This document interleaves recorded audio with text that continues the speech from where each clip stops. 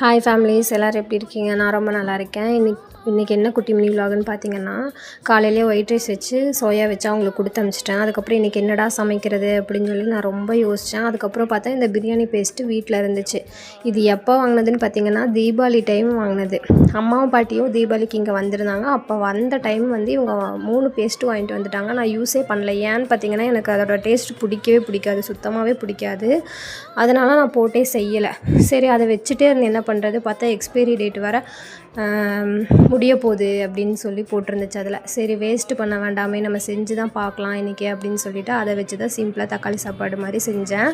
Biryani paste தான், ஆனால் எனக்கு பொறுத்த வரைக்கும் தக்காளி சோறு தான் அது. ஏன்னா டேஸ்ட் எப்படி இருக்குன்னு எனக்கு தெரியாதுல்ல. அதனால் வெங்காய தக்காளி மட்டும் போட்டு அதோட பேஸ்ட்டு வறுத்து போட்டு செஞ்சேன்.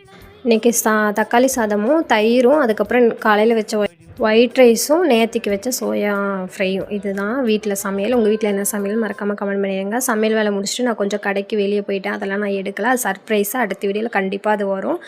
பாத்திரமும் கழுவிட்டு வீடு எல்லாமே க்ளீன் பண்ணி வச்சுட்டு தான் போனேன். நெக்ஸ்ட் வீடியோ மறக்காமல் பாருங்கள். அதில் ஒரு சர்ப்ரைஸ் இருக்குது. உங்களுக்கும் சரி அவங்களுக்கும் சரி.